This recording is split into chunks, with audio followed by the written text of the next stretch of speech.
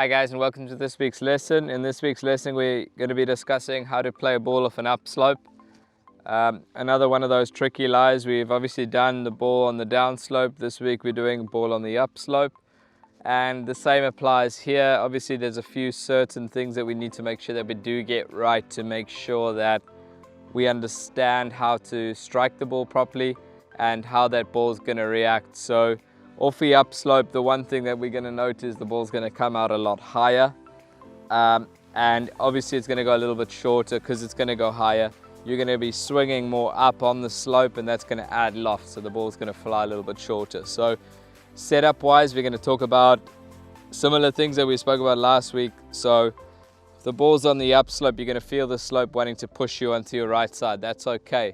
Just go with it and make sure that you're pushing onto your right side.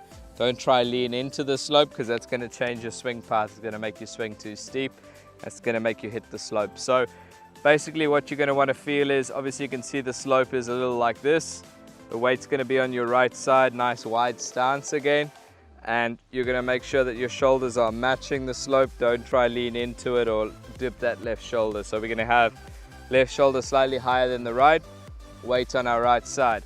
And then what we're going to try and do is we're going to try and make sure we're swinging along that slope. Don't try dig into the slope, because you're going to hit before the ball and you're going to hit the slope and you're not going to get the desired strike. So basically the same setup. So we're going to have, you can move that ball slightly more towards the center, weight on the right side, left shoulder slightly higher than your right, and try and feel like you're swinging up on that slope. So let the shoulders help you swing up along that shoulder plane, upwards. Allow the ball to fly nice and high.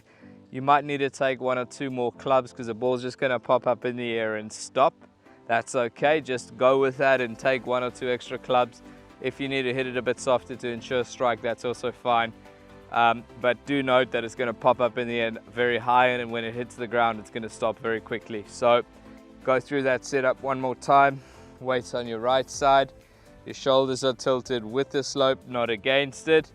And then you're going to feel like you're swinging more up on the slope, not down into the slope. And that should just allow you to get a good strike, pop the ball up nice and high, and get a decent strike.